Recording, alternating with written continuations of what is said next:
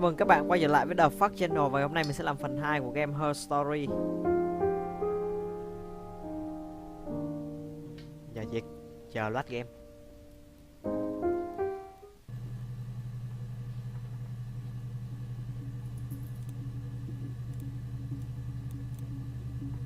Giờ mình tiếp tục xem các clip để tìm ra manh mối. Từ khóa tiếp theo mình tìm sẽ là Glass.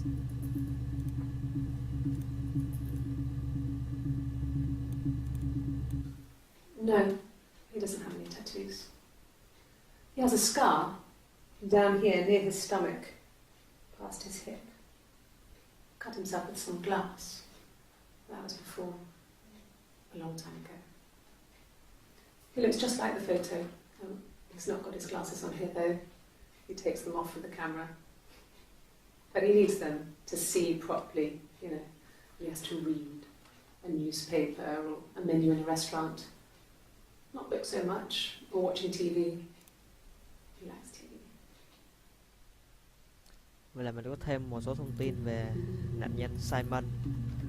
Đó là không có hình xăm, có một vết sẹo, và trên bàn có một tấm hình của Simon mà hiện giờ thì mình chưa được thấy. Yeah, on his clothes, that would make sense. He made it by hand. I mean, he brushes the silver onto the glass. It's not how they make mirrors these days. I mean, he made the mirror, and he gave it to me.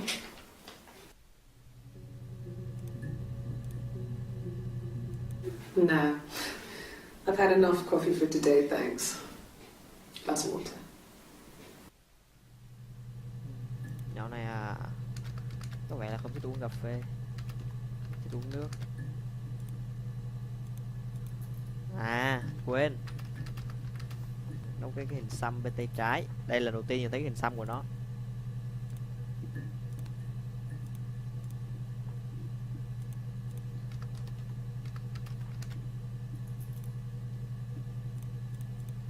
Từ khóa tiếp theo sẽ là kỳ nghỉ holiday. We spent the wedding night in a hotel in Brighton. It would have been too much to do more. We were saving for the baby. It was wonderful to be in a hotel, away from home. Hai đứa này đưa nhau đi trốn. Together. Since then, we've always tried to go away for our holiday.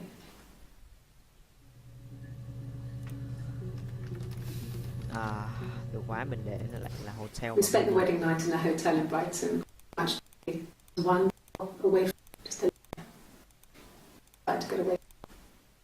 Rồi. Hầu như cũng có chả còn gì ngoại trừ cái đám cưới là đang để ý.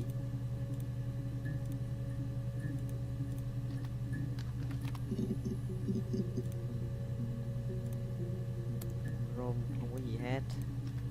Từ khóa tiếp theo là drink.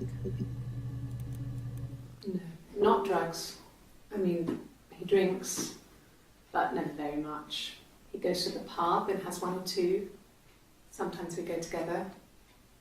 He drinks wine with food, but no, he doesn't have any kind of drinking problem. No, not drugs. He drinks, but no, sometimes we. Chả có thông tin gì. No, he doesn't have any kind of drinking. Chả có thông tin chẳng để ý. Xem nào. Nó không chơi thuốc và không uống rượu thì nó không phải là thằng nghiện rượu. Tạm vậy đi, chả biết gì nữa.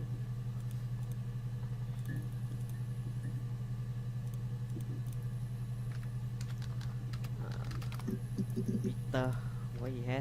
Susan không có gì luôn. Rồi. Printer, máy in không có gì cả. Princess, công chúa. Rất nhiều. Let me see. Yes. I drove in here because I remember I went over the river. And then there was a church there. Yeah. And I probably I remember seeing a street sign called Princess Street. Yeah, there it is. Yeah, so I'm pretty sure it must be this one. There. Con nhỏ này lái xe đến một cái nhà thờ. Yeah, we were 17. It was a nice wedding. Đồ má cưới People sớm said. vậy. Simon looked very handsome in the photos. Đi mẹ. His parents paid for everything, but he's an only child, so it was important to them. Rồi bảy đứa có ngồi tù không nhở? It was what they called a shotgun wedding, but if you looked at the photos, you couldn't tell. The dress was beautiful. It looked like Princess Diana's. The train wasn't quite as long though. There's a great photo of the bridesmaid helping to carry it out of the car.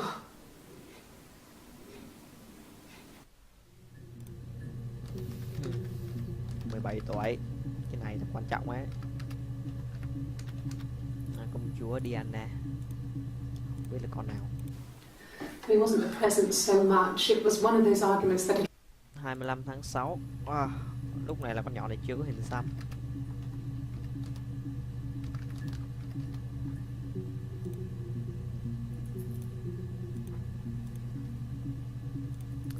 Từ khóa tiếp theo mà mình cần đó sẽ là we were obsessed with fairy tales. Not just the pretty ones, but the traditional ones. They were dark and real, bizarre and violent. Felt like life. We had this huge old book that I think Mum must have bought from a library sale. The illustrations had thin tracing paper over them to protect them.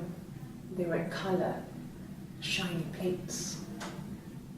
At the front of the book was an index of illustrations. We read that more than the actual stories. We'd read aloud the captions and flip between the pictures.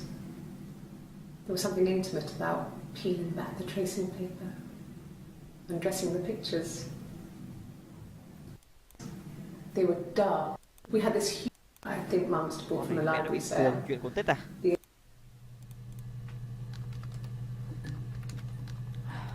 Sách thư viện. Chả còn gì hết.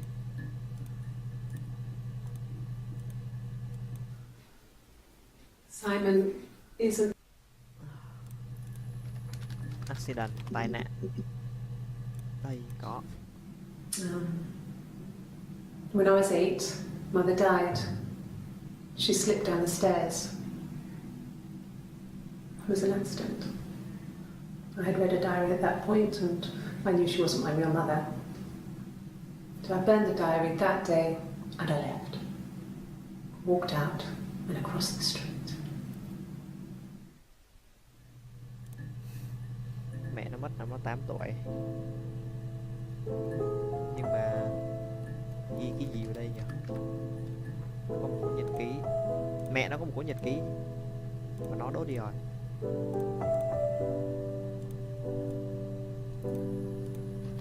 Vé phạt vì chạy quá tốc độ. Ticket speeding. He has a wallet, a huge silly thing, leather, real leather, I think. He packs it full of stuff, business cards, receipts, lottery tickets. He always carries it in his back pocket. I think that's why he's got a bad back. Offsets the discs. I haven't seen it, so he must have it on him.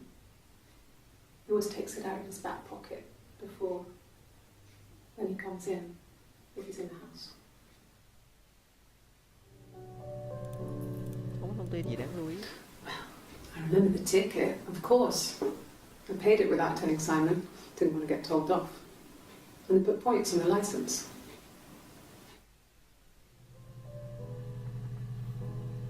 Cũng chả có gì cả. Sao càng ngày càng đi vào ngõ cụt thế này. Cố gắng ghi ra một từ nào đó. This one got a ticket. Nhỏ này bị một cái vé phạt. Vậy thôi. Hết biết viết gì rồi. Well, I don't know. I probably had to pop out and get something. That's why I was speeding. And that wouldn't have been noted on my timesheet. But I really can't remember back to February. Bị vé phạt vào tháng 2. You must be desperate for leads if you're getting hung up over 6-month-old speeding tickets.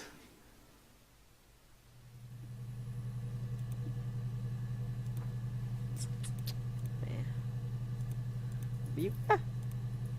Chẳng có manh mối quá gì cả.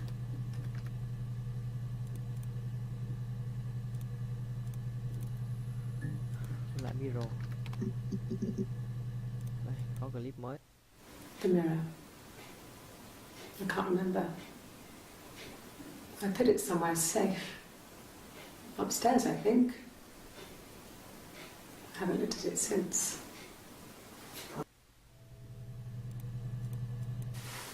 Silverleaf? No. He normally solves them properly. This mirror, it's supposed to look antique. The reflection isn't as good. It's the perfect mirror for someone who doesn't like to look at their own reflection. Địt. Bận vãi. Mà cũng chẳng có manh mối.